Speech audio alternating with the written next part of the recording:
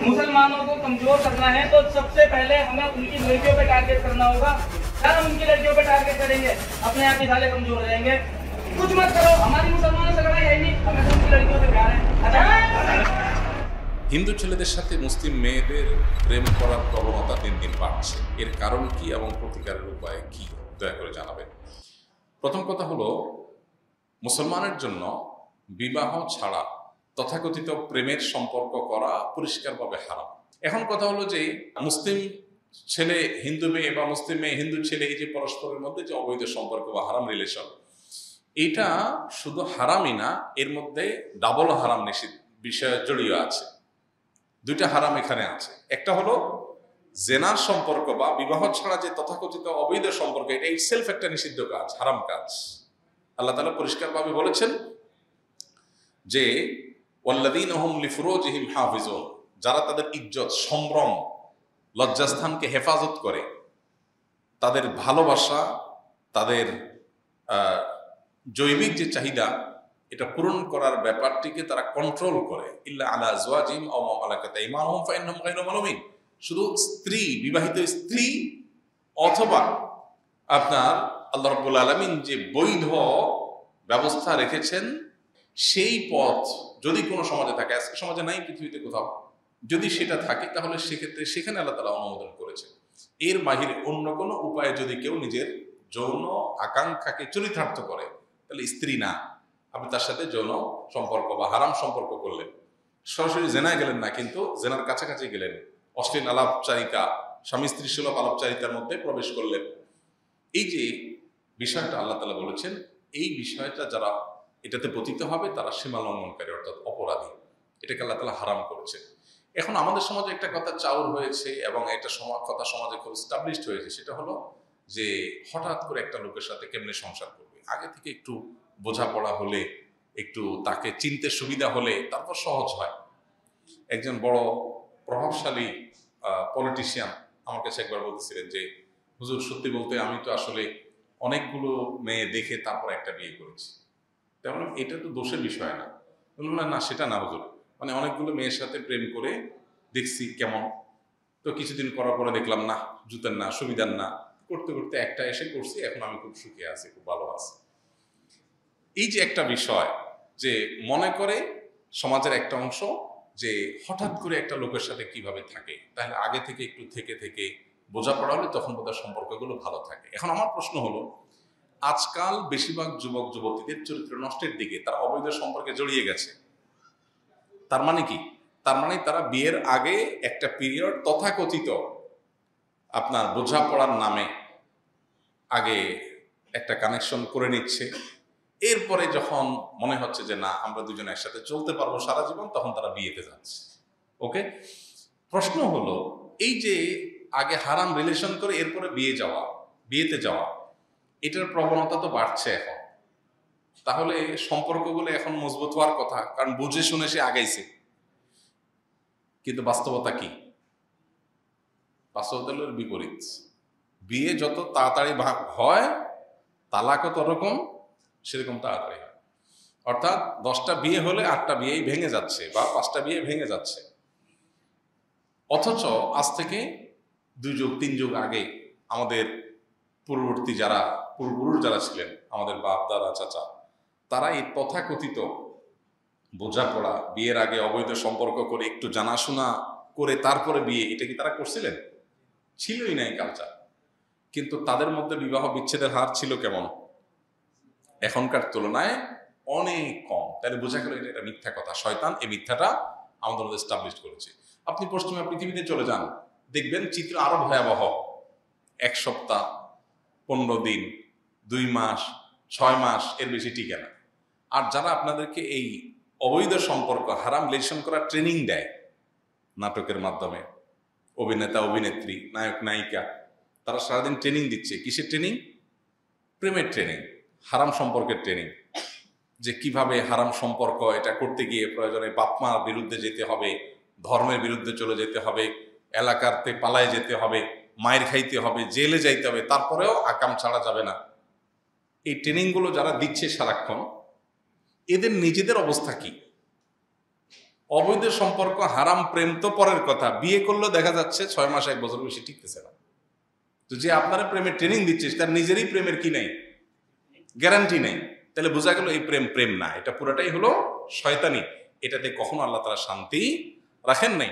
এই জন্য কোনো ছেলে কোনো মেয়ে তিনি যদি কোনো হিন্দু বা অন্য ধর্মের মানুষের সাথে হারাম সম্পর্কে জড়ান, তাহলে সেই ক্ষেত্রে তিনি ডাবল অপরাধ করেন। একটা হলো জেনার সম্পর্কে জড়িয়েছেন, আরেকটা হলো তিনি দাম্পত্য সম্পর্ক বা বিবাহের দিকে যেতে চাচ্ছেন একজন অমুসলিমের সাথে, একজন মুশরিকের সাথে। আল্লাহ তাআলা কোরআনে কারিমে বলেছেন যে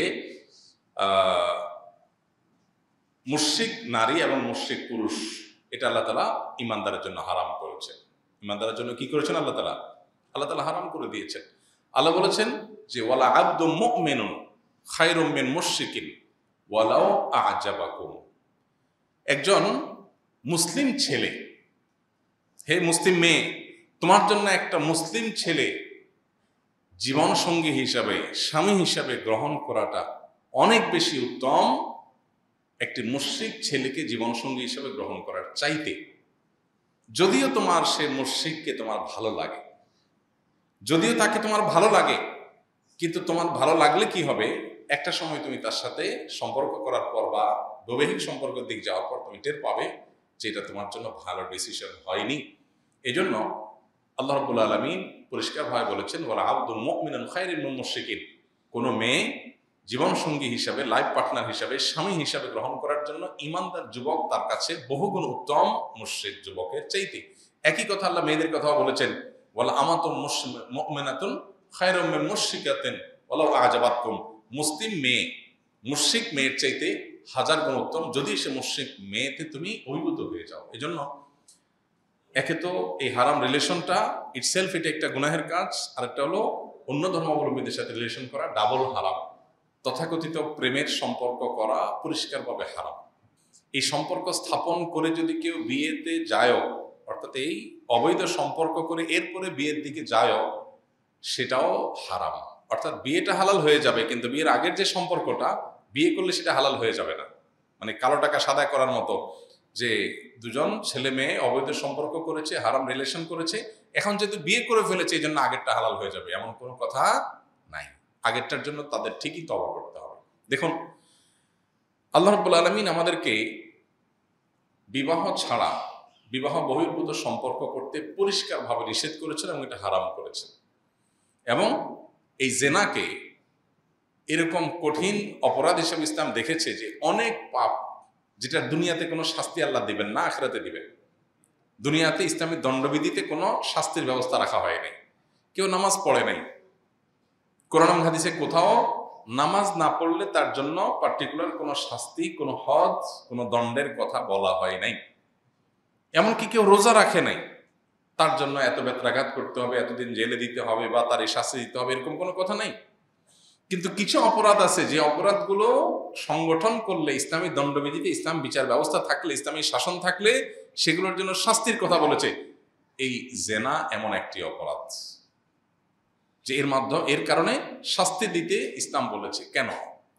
ইসলাম যে সমস্ত অপরাধের আখিরাতে বিচার তো হবেই, দুনিয়াতে শাস্তির কথা বলেছে, সেই অপরাধগুলো মানুষকে দুনিয়াতে ক্ষতিগ্রস্ত করে, মানুষের সামাজিক স্থিতিশীলতা রক্ষা করবার জন্য মানুষের স্বাভাবিক পরিস্থিতি রাখার জন্য এবং কোন রকম অস্বাভাবিক পরিস্থিতি থেকে সমাজকে বাঁচাবার জন্য যে সমস্ত অপরাধগুলো নিয়ন্ত্রণ করা প্রয়োজন সেগুলোতেই শুধু শরীয়ত দণ্ডবিধির কথা বলেছিল না। নামাজের চাইতে গুরুত্বপূর্ণ তো কোনো কিছু না ইসলামে। সেটা যদি কেউ না পড়ে আখিরাতে শাস্তি হবে, কিন্তু দুনিয়াতে কোনো দণ্ডবিধিতে কোনো শাস্তি নেই যে ঠিক আছে এত বেত্রাঘাত, এরকম কোনো দণ্ডবিধি ঠিক করা হয়নি। এখন তাহলে ব্যভিচারের ব্যাপারে কেউ যদি ব্যভিচারে লিপ্ত হয়, সে যদি বিবাহিত হয়, তাহলে তার শাস্তি হলো মৃত্যুদণ্ড। এমন অত্যন্ত কঠোরভাবে, নির্মমভাবে কোমর পর্যন্ত পুঁতে রেখে তারপরে প্রস্তর আঘাতে মৃত্যুদণ্ড। অবশ্যই এই মৃত্যুদণ্ড এমনি এমনি বাস্তবায়ন করা সম্ভব না। সরাসরি জেনাতে দেখেছে এরকম সাক্ষী লাগবে নির্দিষ্ট, সেই সাক্ষী আবার প্রমাণিত হতে হবে, না হলে এটা হবে না। এটা হয়তো কালে বদ্রে হাজার লাখে একটা ঘটনা হয়তো ঘটবে, যাতে করে গোটা দেশ, গোটা দুনিয়া সতর্ক হয়ে যায়। এখন প্রশ্ন হলো কেন এ ব্যাপারে ইসলাম সতর্ক থাকতে বলেছে? কারণ এর মাধ্যমে মানব সভ্যতার অস্তিত্ব হুমকির মধ্যে পড়বে।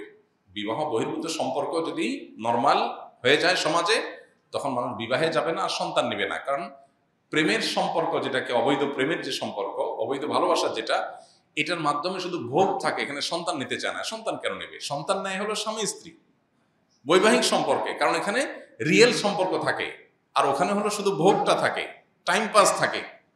তো এই জন্য পৃথিবীর যে সমস্ত দেশগুলোতে এই বিবাহ বিরোধী সম্পর্ক আছে, সেই দেশগুলোতে সন্তান জন্মের হার আস্তে আস্তে কমে যাচ্ছে এবং ভয়াবহ আকার ধারণ করছে। এই জন্য ইসলাম এটাকে কঠোরভাবে দমন করতে বলে, কারণ এটা দমন করা না গেলে মানব সভ্যতা হুমকির মধ্যে পড়বে। চুরি করলে ইসলাম শাস্তির কথা বলেছে। কেন? কারণ চুরি যদি ব্যাপক হয়ে যায়, মানুষের জানমাল অনিরাপদ হয়ে যাবে, মানুষ ভীত সন্ত্রস্ত হয়ে পড়বে। এই জন্য চুরিকে কঠোর হস্তে দমনের জন্য ইসলাম হাত কাটার শাস্তির কথা বলেছে। এই শাস্তিগুলো আবার বিচারিকভাবে বাস্তবায়ন হবে, যে কেউ যেন তেনভাবে রাস্তা রাস্তায় মহল্লা মহল্লা করতে পারবে না, কিন্তু শাস্তি রেখেছে ইসলাম। এই জন্য জেনা, এটা থেকে একজন ইমানদার বেঁচে থাকবে। আল্লাহ তাআলা আমাদেরকে বেঁচে থাকার তৌফিক দান করুন।